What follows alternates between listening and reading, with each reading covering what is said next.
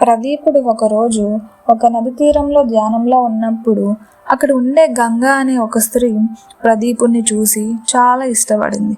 ప్రదీపుని విశాలమైన బహువులు, తేజస్సు, పైగా క్షత్రియ పరాక్రమం నచ్చి ఆమె వెళ్ళి నేరుగా అతని కుడితొడ పైన కూర్చుంది.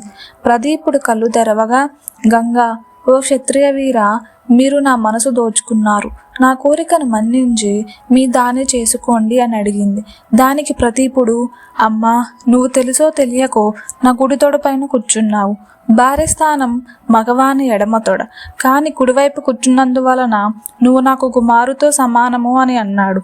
చూడడానికి రాజులా ఉన్నావు, కోరి వచ్చిన స్త్రీని కాదంటావా అని ఆమె నిందించగా, ప్రదీపుడు, చూడమ్మా, నా పోలికలతో జన్మించిన యవ్వన ప్రాయంలో ఉన్న నా కుమారుడు శాంతనుడు నాకన్నా సౌందర్యవంతుడు. అతడు నీ వద్దకు వస్తాడు అని నచ్చ చెప్పాడు. ఆ తర్వాత కొంతకాలానికి శాంతనుడు నది తీరానికి వచ్చి అక్కడ అందంగా ఉన్న గంగను చూశాడు. చూసిన మరుక్షణం ఇష్టపడడమే కాదు, మొదటి చూపులోనే ఆమెతో ప్రేమలో పడిపోయాడు. ఆమె అందానికి దాసుడైపోయి, నువ్వు నన్ను పెళ్లి చేసుకుంటావా అని అడిగాడు. శాంతనుని చూడగానే గంగది అదే పరిస్థితి. వివాహానికి గంగ వెంటనే ఒప్పుకుంది. క్షత్రియపుత్ర, నేను మిమ్మల్ని వివాహం ఆడుతాను, కానీ ఒక షరతు. వివాహమైన తరువాత నేను ఏమి చేసినా నాకు అడ్డు చెప్పకూడదు, నన్ను ప్రశ్నించకూడదు.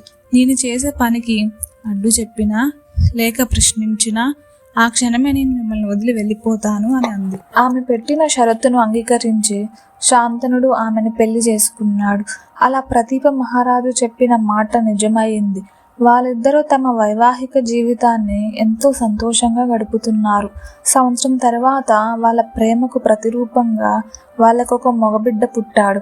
వారసుడు కలిగాడని శాంతనుడు ఎంతో ఆనందం కలిగింది.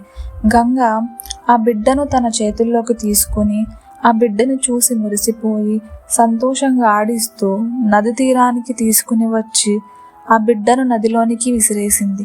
అది చూసిన శాంతనుడు నిర్ఘాంతపోయాడు. అతనికి నోట వెంట మాట రాలేదు. కానీ పట్టలేనంత కోపం వచ్చి, నీకేమైనా పిచ్చి పట్టిందా? మన బిడ్డను ఎందుకలా నదిలో విసిరేసి చంపేశావు అని అడుగుదామనుకున్నాడు. కానీ ఆమె ఏమి చేసినా ప్రశ్నించనని తనకిచ్చిన మాట గుర్తు వచ్చి ఆగిపోయాడు.